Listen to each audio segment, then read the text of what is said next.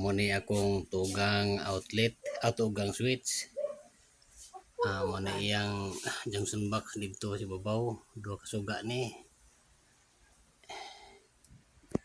Muni ang saktong pag butang sa iyang switch. Ang iyang duha ka return kini naa siya sa on position, no. Diya dapat nakabutang ang return. Diya on muna, on, off, off.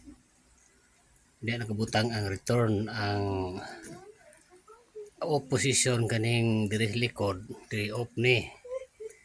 Di nakabutang atong common ang line 1. Jumper din sa ubos.